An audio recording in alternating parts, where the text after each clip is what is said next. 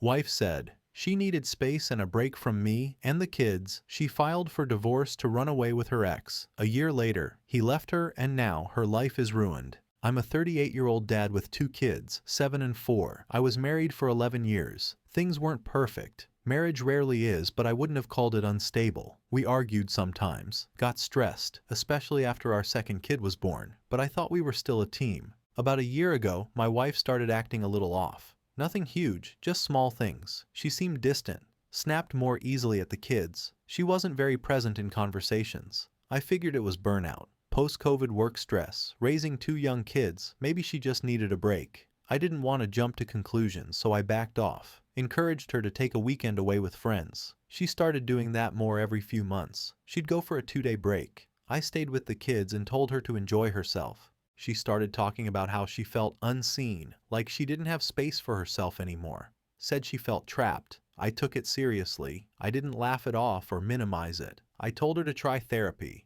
I even offered to go with her. She said she wanted to do it alone, so I respected that too. I was trying to help her find a way to reset. I honestly believed she just needed time to breathe.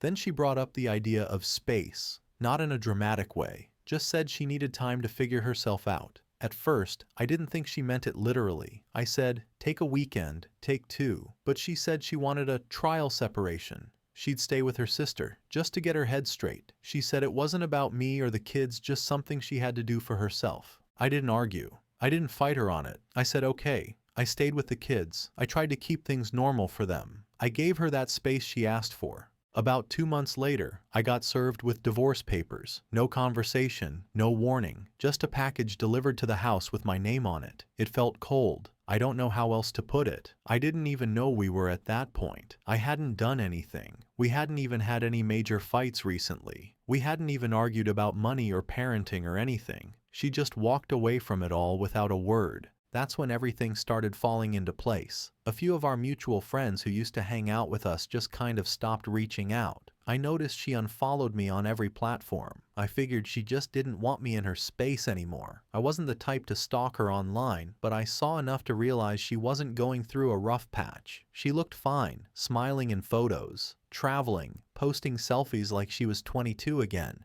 3 months after she filed, one of our old friends reached out. He said he thought I should know what was really going on. Turns out she didn't just need space. She had reconnected with her ex from high school, not after she moved out before, while we were still married, while she was still living under the same roof. She had been messaging him for months. It wasn't random either. He lived in another state, and she had already been making plans to leave and go be with him before she even said anything about separation. The space was just a cover. She left her kids, left me, and just moved. Not for a job, not to figure herself out. She ran away to go play house with her ex-boyfriend from 20 years ago. I didn't blow up at her. I didn't text her some long dramatic message. I didn't make a scene. I just sat with it. At first I was hurt, then I was angry. Now I'm somewhere in between. It's been close to a year now. Our divorce is finalized.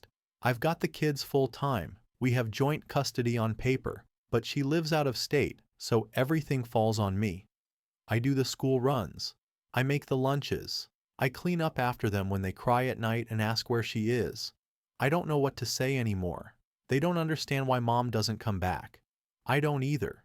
She FaceTimes them once or twice a week, sends gifts sometimes. She didn't even show up for our daughter's birthday, said she couldn't get off work, but I saw pictures of her and her boyfriend on a trip that same weekend. I'm not here to cry about it. I'm not waiting for some cosmic revenge or whatever. I'm not trying to get her back. That's not happening. But I keep asking myself if anything about those 11 years was even real. Did she actually love me? Was she already thinking about someone else years ago? And what really gets me is that she didn't just leave me. She left her kids too. She chose some guy she hadn't seen since high school over the 2 kids she gave birth to.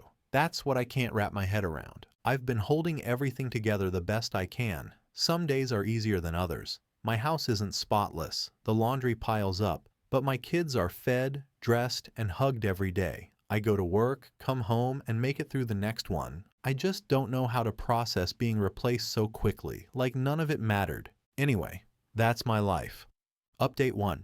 It's been a little over 3 months since the divorce was finalized. I figured I'd come back with an update now that things have settled a bit. Or maybe that's not the right word. Settled feels too neat for what this has been. I guess I've just adjusted to the chaos. My life now looks very different than it did a year ago, and I've had to learn to stop waiting for it to go back to what it was. She moved out of state about a week after the paperwork went through, said she wanted a fresh start. It wasn't said directly, but I knew it meant she was going to live with him, the ex she left me and the kids for. I didn't ask for details, didn't care to hear the version of the story where she paints herself as brave or complicated. All I cared about was figuring out what life would look like now that I was on my own with 2 kids who didn't ask for any of this. Even though the custody agreement on paper says 50-50, I've got the kids full time. There's no shared parenting when one parent is across the state line, and the other one is making lunch every day and signing permission slips. She shows up maybe once every couple of months. Sometimes she books a hotel and takes them for a night or two. Sometimes it's just a day visit and a bunch of pictures posted online like she's still part of their lives. Then she's gone again. I don't even know what city she's officially living in now. The FaceTimes are hit or miss. Sometimes she calls a few times a week, but there have also been long stretches where the kids didn't hear from her at all. I don't chase her down. I've stopped reminding her about parent-teacher conferences and school events. I stopped asking what her schedule looks like. If she wants to parent, she can reach out and ask. I've got enough to manage without playing secretary for someone who checked out a long time ago. What really gets to me lately is how easily she seems to be playing the part of someone who's moved on. Her social media is public, stupid on her part, and I'll admit, at first I used to check it. Maybe part of me wanted to understand how she could do this, or if she even felt bad about it. I've seen the pictures, her and him at a cabin, her holding wine glasses, her posting about choosing peace, and finally listening to her soul. All that fluffy crap you post when you want to convince people that blowing up your life was the brave choice. She wrote this long caption on one post about how she never felt seen and how she finally chose happiness over survival. I had to put my phone down after that, because while she's off on her self-love retreat, I'm over here making dinner with whatever's left in the fridge after bills, cleaning up after the stomach bug ran through the house, and doing my best to comfort a crying 4-year-old who keeps asking why mommy doesn't come home anymore. I didn't ask for full-time custody. I didn't even think about custody at first. I just wanted some kind of explanation, but I guess that was naive. She didn't want to be a wife anymore, and I'm starting to think she doesn't want to be a mom either. Or at least not a real one. She wants the fun parts, vacation photos, birthday gifts mailed in late, a phone call here and there. But the day-to-day part, the sick days, the tantrums, the school drop-offs, the bedtime stories when you're so tired your eyes burn, that's all me. The little one mostly just says she misses mommy and moves on to the next snack, but the 7-year-old is picking up on things. She asked if mommy lives on vacation now. Asked why she doesn't come to school events anymore. I didn't know what to say. I just told her that mommy loves her, but sometimes grown-ups make choices that don't make sense to kids. I don't want to poison them against their mom. I've bitten my tongue so hard I swear it's calloused. But at the same time, I'm not going to lie for her either. I've had people ask if I'm going to take her back to court over the custody situation. Truth is, I met with a lawyer once. He was helpful, but even he said it would be expensive and drawn out. And unless she does something totally reckless, the court won't care that she only shows up when it's convenient. On paper, she's still a parent, and I don't have the money to fight a ghost. So no, I haven't taken her back to court. Not yet. Maybe I should. Maybe I will. But right now, I'm in survival mode. 2 jobs, 2 kids, and a mortgage I didn't think I'd be handling alone. I don't have time to chase her down legally and emotionally. If she wants to be part of their lives again, she can prove it. I'm done being the one who has to keep everything glued together for people who don't want to show up. People have asked me if I'm angry, and yeah, I am. But it's a quieter kind of anger now. Less of the screaming in the car kind, more of a dull ache that's always there. I'm angry that she didn't even try. That she left and took the easy road, that she gave up on her kids and acts like posting a filtered photo of them once in a while means anything. But I'm not sitting here waiting for karma. I'm not counting the days until her life falls apart. That kind of thinking just rots you. I've got too much real life to deal with. I'm not perfect. I've made mistakes too. But I didn't walk away. I didn't put my wants above the people who depend on me. It still hits me some nights. The quiet moments after bedtime, when the dishes are done and the house is too quiet. That's when the memories sneak in. Not of her, but of the life I thought I had. The stability, the family, the plan. That version of my life doesn't exist anymore. And it wasn't taken from me, it was abandoned. There's a difference. Last thing I'll say for anyone who's in the middle of something like this, don't wait around for closure from someone who doesn't even have the decency to look you in the eye when they end things. Closure isn't something they give you. It's something you have to build brick by brick while everything around you feels like it's caving in. It sucks. It's slow. But you get there eventually. Anyway, that's where things are. I'm not healed, but I'm functional. I get up every day. I take care of my kids. I make it work. And for now, that's enough. Update 2. It's been almost a full year now since she left. At this point, I don't even know what word to use for how I feel. I wouldn't say I'm healed, but I'm not sitting around broken either. I've just been living, moving, one day at a time. I've been doing therapy not just for myself, but for the kids too. It's helped. I don't feel the constant need to look her up online anymore.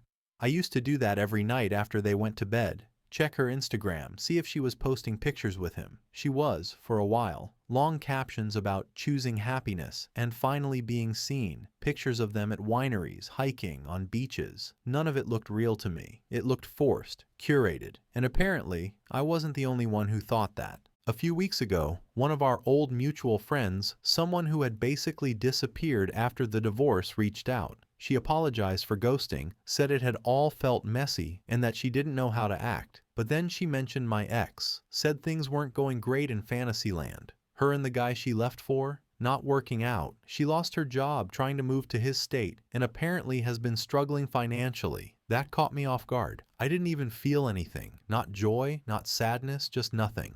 The same friend later sent me a screenshot from my ex's now deleted Twitter account. It just said, "No one tells you how lonely choosing yourself can be." Again, I didn't really feel anything. I didn't rush to tell anyone, didn't take a victory lap. It just confirmed what I already knew. She made a choice, and now she's living with it. I've started dating again. Nothing serious, just dipping my toes in. I met someone decent, not flashy, not overly complicated. She's kind and calm. We've gone out a few times. I haven't introduced her to my kids and probably won't for a long time. I'm not trying to rush into anything. Right now, I'm focused on being the kind of dad they need, and maybe eventually being the kind of man I can respect again. Because after everything, I lost a lot of who I was. I'm slowly getting that back. The part that gets to me the most is just how easily she let go. Like none of it ever meant anything. We were together for more than a decade. Built a home. Had 2 kids. Fought through some hard stuff. I was under the impression we were in it together. But clearly, she had one foot out for longer than I realized. And once she found someone who gave her a rush of new attention, she was gone. I still wonder if she regrets it. Not because I want her back, God, no, but because I think there's something deeply human about owning your mistakes. I don't know if she'll ever do that, but that's on her. My kids don't need someone who's constantly chasing her next escape route. They need stability.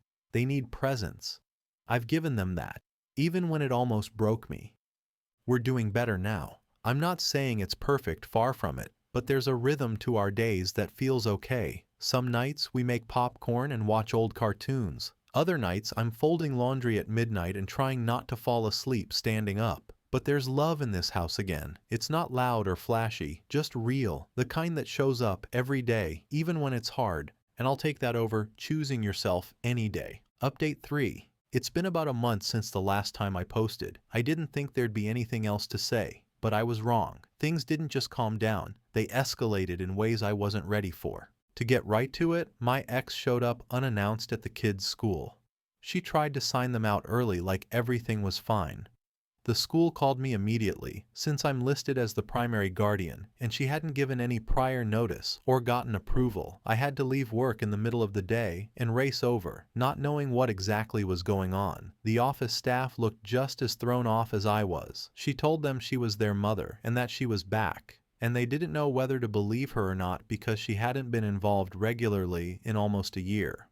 I walked in, and there she was sitting like she belonged, acting like this was some reunion. She didn't say much at first, just gave me this look like she expected me to know what she meant. Then she launched into some emotional speech about how she was ready to come back, how she missed the kids and realized what she lost, that things with her ex were done and she wanted to start over.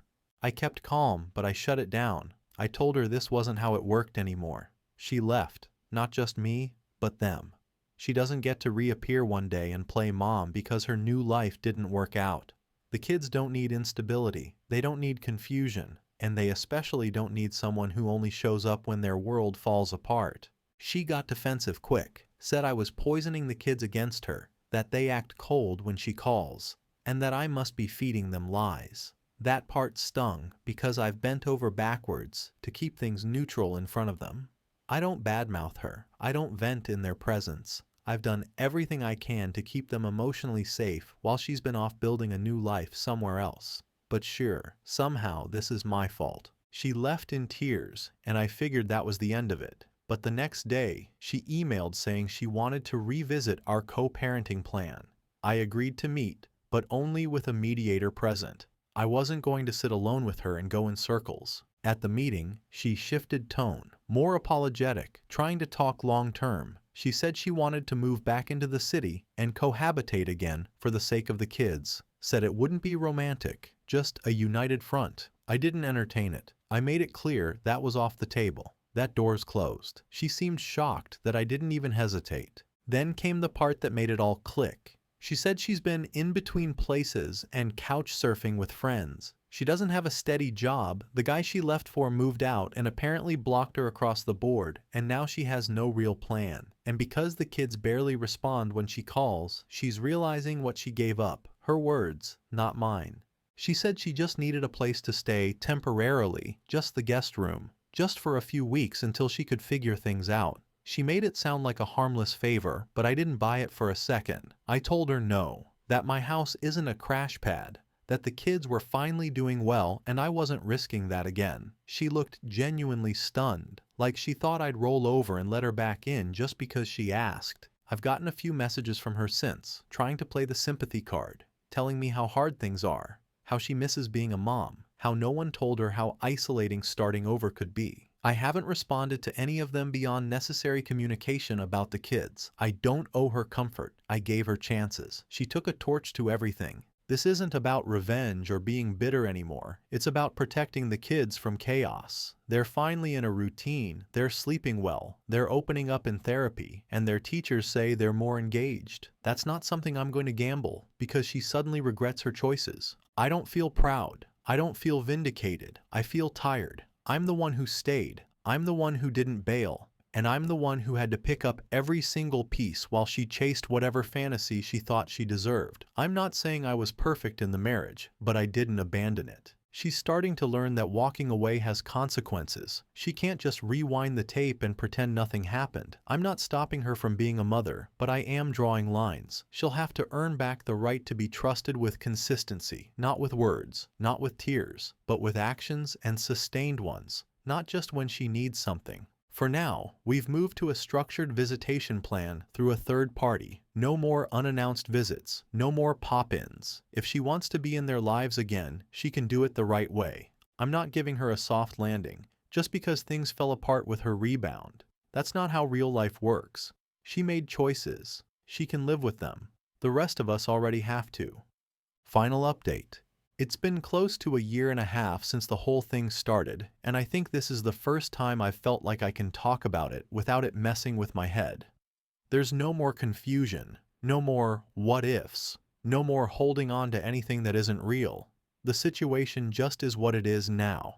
She moved back into the city a few months ago, not for us obviously, but because her little fantasy life crashed and burned. From what I've gathered mostly through the grapevine, her relationship with the guy she left us for fell apart months back. He blocked her on everything and apparently moved back to his hometown without saying anything to her. She found out through someone else. The guy literally dipped without a trace. That whole soulmate thing didn't last long. She's staying with a friend in a cramped apartment and working part-time at a job she doesn't like. She's not stable, but she's surviving. Her space turned into full-blown isolation, and it hit her harder than I think she ever expected. I don't gloat about it. I don't feel sorry either. I'm indifferent at this point. The kids see her twice a month now. That's by court agreement, and it's supervised.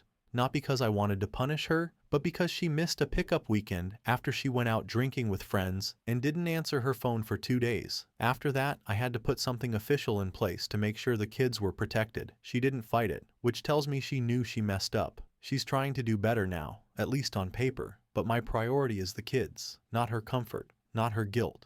We're civil now. There's no screaming, no drama, no begging for chances. That all stopped once she realized I wasn't going to play into it. She tried to come back early on, back when things with him were falling apart, made it seem like it was for the kids, but it wasn't. I saw right through it. She didn't come back out of love or clarity. She came back because her plan A collapsed, and I was plan B. And I'm not plan B. That's been the line I've held since then. She asked to spend Christmas with us this past year. Said she wanted to be there for the kids.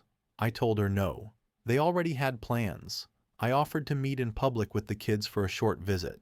She didn't like that, but it wasn't about what she liked. I'm not risking their stability just so she can feel included. She's had every chance to do right by them and blew it every time. Now she has to earn her way back in, and that's going to take more than showing up with gifts once a month and crying in front of them. The kids are doing better than I ever thought they would, honestly. Their therapist said they seem secure and emotionally stable, and that meant more to me than anything. They've adjusted. They don't ask about her much anymore. When they do, it's usually small stuff, like why she doesn't live with us, or if she's coming to a school event. I just keep it honest and age appropriate. No trash talk, no blaming, just facts.